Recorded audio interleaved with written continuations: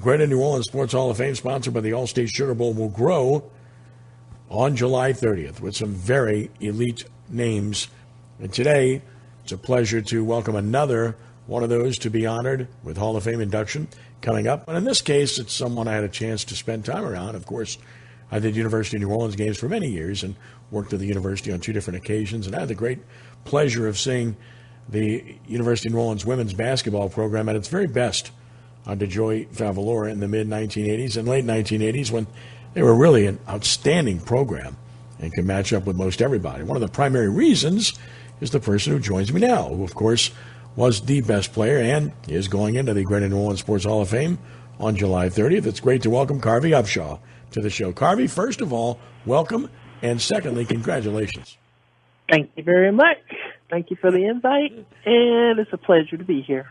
Well, listen, first and foremost, look, I know it seems like it was a while ago, but you blink an eye and the years pass by. I know you still have some vivid recollections of your time at the University of New Orleans, and I know you deeply appreciated it, didn't you? I really do. I really do. I had recently, I'll say within the last, well, it was right before COVID, we were there for a reunion, and a lot of us showed up from the Buckettes, and it was amazing. We had a wonderful time. Well, you had some really good teams, and of course, Joey did a great job. He had 2 good assistants who obviously played a large role, including recruiting you. And when you talk to Joey about you, he just lights up and he raves about how easy you were to coach and how good of a player you were. And the freshman All-American honors in 1986, and then the sophomore season was special because there's the NCAA tournament appearance, still the only one in school history. That had to be very special. It was. I didn't know it was the only one still to this day, but wow. That's information. That's news to me, too. That's awesome. 25-7. What do you remember most about that season, Carvie? I remember it's funny. It's really funny. But I remember when we were in Iowa, and I wasn't really familiar with snow, and it was freezing there. And when we were on the court, I remember everyone saying, "Oh, this is the team with Michelle Edwards. This is the team with Michelle Edwards." And the girl that I thought was Michelle Edwards was playing the 4 or 5 position, I guess. But Michelle Edwards was playing the 1-2. And I ended up meeting her later on. We were overseas at the same time, and I couldn't believe how high she could jump, as short as she was. And we became friends and everything, and we found out we had the same birthday and everything. But that was amazing to be in Iowa. Well, it was a special season to go to the NCAA tournament, and yet the following year, your junior year, I remember that very well too because I did the women's NIT games. I want to say in Amarillo, in Texas. You guys won 25 games again, and yet you didn't get that NCAA bid. That had to be a disappointment because that was a really good team also. It was, and we really thought we were going to get a bid, but because we played hard for that one. I remember being in Amarillo, and it's like, I don't know, it's like we finally got it. We finally clicked. We were like, we want everybody on the team was, in unison. We want this. We want this. We're going to do this. But we came up short, but, you live and you learn. Talk a little bit about, your teammates then, because you were the best player, but you weren't the only player. There were good players on that team. Oh, yes. Rhonda Tompkins, Missy Land, Sheila Gibson, Cassandra Woodson, Pam White, Barbara Cooper. Holy cow, the list goes. Oh, Dolly Lala. Well, she's Dolly Lala now, but she was Dolly Shellhouse. We had Nancy Davis. We had Willette Walker came. She was like my last year. That was the last year. But, man, we just had a good team. We had a really good team. We meshed. We played good together. I know I'm forgetting some names. But No. You brought up a bunch of them. Every time you mentioned a name, I was remembering the player. and and they were all unique, and Pam could really shoot it. I remember all those players very well, and right. you know, as years Oh go yeah, by, Pam Cox, the late Pam yeah, Cox. Pam Cox, yeah, sure, Yeah, Angela Miller, Gussie Yep. Leonard. Yep, Gussie Leonard was a local. She's from Kenner. yep. Man, yeah, we had. Oh gosh, that was amazing. Yeah, those were That was some really good players, really good teams. Talk about how, you know, you're of course in Florida, and how you ended up at the University of New Orleans. well. I had you know, they give you 5 choices. You get to go visit 5 schools, and I had already told myself I was going to visit all 5 before I made a decision. And I went to Old Dominion, Florida State, and UNO. And I don't remember going to any other. I think those were the only 3 I really had. And I told my mom, my dad, I was like, well, they asked me which one I liked. I said, well, you know, I really liked Old Dominion. They were like, oh, no, that's too far. I said, what? That's too far. I said, okay, well, UNO was good. I liked UNO because I was just trying to get out of Florida. I don't know why. I don't know why kids think that that's the best thing to do. It's really not, because it's still a school. You still get the education. You still get the play, the game, and everything. You still get the recognition. But, yeah, I chose UNO because they wanted to come to the games, and they thought that Old Dominion was too far. So that was my choice, and that's how I made it. And you obviously got here at a time when, you know, Lakefront Arena was a new facility by and large. And it only opened a couple of years before that. It's still a nice facility, but, you know, that had to be nice to come here and play in a new building as well. It was. It was really nice, except having to run up top with Sybil Blaylock. That was the hardest part, but everything else, it flowed.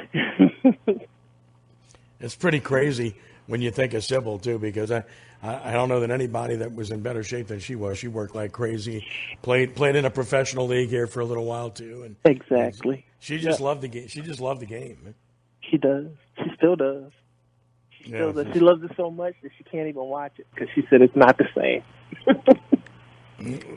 Visiting with Carvie Upshaw. And, yeah, I mean, listen, those were all special times. And it's pretty interesting, too, because as the University of New Orleans women's program really reached new heights, the men's program did, too, because in, you know, that 86-87 seed, Benny Dees was there, and he took the Privateers to their first ever NCAA tournament. And they won a game in the NCAA tournament. And, of course, you were around some awfully good players on that men's side, too, and I know you probably befriended some of those guys. The guy that stood out to me was Ronnie Grandison. I just had so much respect for him as a player and as a person. He was such a class act, man. He really was. He was top notch. He was focused. He had it all. It's like he had it all planned out. He knew how, what, and when, and where, and everything. He was totally focused, and he was just all around nice guy. He has ended up playing in the NBA for about 7 years, and you know, Michael Smith, great guy too, big and strong, but a really nice guy. And just remember all those guys very well. Gabe Corciani, who's still here and incredibly successful in business, and so many of those players. It was just a great time to be at the University of New Orleans. And you know, you're in Florida now, and you mentioned you came back before the pandemic and such. How often do you get a chance to come back, Harvey? Well, my son's playing travel ball now, so I do get to travel with him. This past season, we didn't go outside of Florida, which was good because, you know, he was on a new team. But I think the years before that, we played in the tournament there in New Orleans. And I saw Irving. He was there with his daughters. So it was still like being at home, you know. I still consider New Orleans home, I guess. Yeah, well, my second home. You bet. I mean, you had Eldon Irving from here, from New Orleans. Terrence Belloc was from here, of course, on that team. A lot of I mentioned Corciani, he's still here. A lot of these people stuck around. They just liked it, and the ones that were from here, of course, but the ones that that even came here, some of them stuck around. But it became kind of like home. And University of New Orleans was a pretty big school. It was 16,000, 17,000 students at that time, and of course Katrina did some damage to the overall population of the school. But the interesting thing about coming to the University of New Orleans is that it was pretty big school enrollment wise, and yet it still had kind of a smaller school feel, didn't it? It did, and I think it had a lot to do with the fact that we didn't have a football team. That helped out on the focus for all the other sports, because usually, a lot of people don't like to say it, but it does happen. Football gets priority. So that kind of, we were a baseball school, but, it still worked out to where everybody was notarized. Sure. I mean, you mentioned baseball. Ron Maestri did an incredible job, and then Tom Schwanner, of course, took over that program, which was the staple of that school for many years, and still a competitive program here under Blake Dean right now. But that was clearly the big sport at the school up until the success that you guys had and that the men's basketball program had. And Coach Maestri still here, still living here, and still doing fine, and Coach Schwanner still lives in the area too, so they're still around. You just might see them. How excited are you to be coming back and to be honored like this by the Allstate Sugar Bowl and the Greater New Orleans Sports Hall of Fame? I am anxious. I am totally anxious. No one can tell that I am because, my demeanor is kind of laid back. But inside, I'm like, it seems like it's taken forever for that day to get here. I'm excited. I'm just like trying to make sure everybody's accommodated that's coming with me. Got to get tickets, and everybody's like, can I get a ticket? I was like, look, I'm going to get these tables. I got to see if I can get all this extra stuff. And I was like, I just wanted to hurry up and get here. I can't wait. Well, it's a special night. It's a great honor. You're going to have some friends and family coming, Carvie? Yes. Friends, family, everybody's mainly family now. Mm-hmm. Everybody that's coming with me, they're family. I consider them family. And then a couple of more minutes with Carvie Upshaw. You look at the women's game today on the college level. Of course, you have the WNBA, which is now flourishing. How much has it changed since you played? How different is it, and is it better? How much better? Just what do you see in the game today? Well, today's game, their purpose is different from ours, because back then we didn't have all of the after college options that they have. We didn't have all of the college options that they have. With this new thing that's going on, I don't know what it's called, with the advertisements and getting paid and all that stuff. We didn't have all that. So we had to work with what we had. And that was playing basketball and going to school. That was it. And possibly going overseas, because there was no WNBA. There was no ABL. There was none of that. So our only option was to go overseas or to coach or to work in your field that you graduated in. And in fact, you went overseas, and you not only played overseas, you played against men too. That had to be an interesting experience. That was fun. That was really fun. And even though it was, like practicing or whatever, it was still fun. No, I had to imagine that was unusual, because, as you mentioned, the opportunities just weren't there then, and now you see the game growing. Now you see more equity coming into play, and that's a good thing, not just in basketball but across the board, and the treatment becoming better.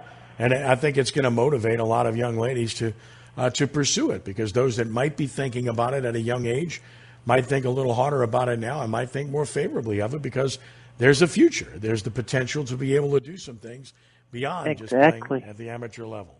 Exactly. Yes, there's definitely a future in it now. And we have a lot of pioneers that help make that happen. But we still got a ways to go, because a lot of people don't know that there's WNBA games on. They don't know what days they're on.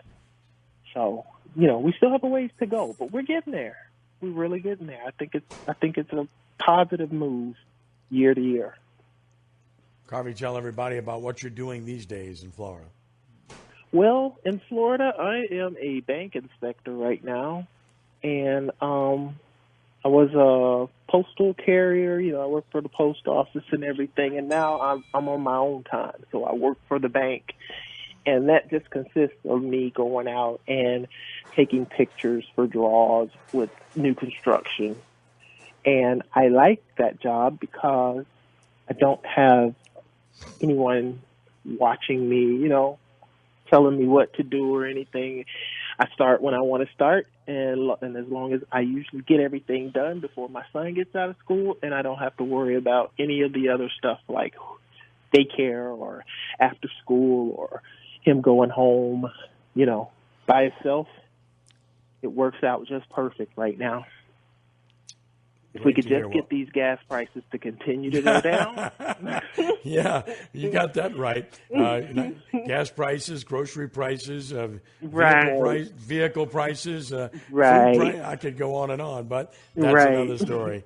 But when I look back at it, it was a pleasure to not only watch you play, but to do some games and cover you. And then just looking at the numbers, to this day, they stand strong. 1,759 points.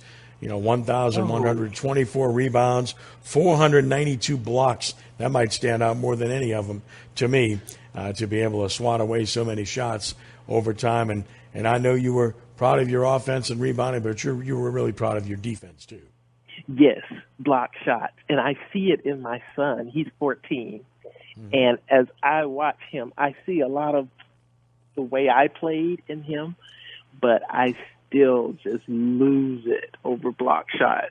It drives me. I'm like a big fan when I see someone block a shot. Yeah, it's still fun to watch. I like the artists who can block shots but keep the ball in play to try to save a possession, as compared to the showmanship of just swatting a ball away 10 feet into 10 rows into the seats. That's all pretty, but all you've done is give that team the ball back, right? Exactly. I feel that same way, Ken. Yeah. That's because you're the ultimate team player, and that's why you're being honored here. So it goes without saying. I'm so appreciative of it. I'm so thankful.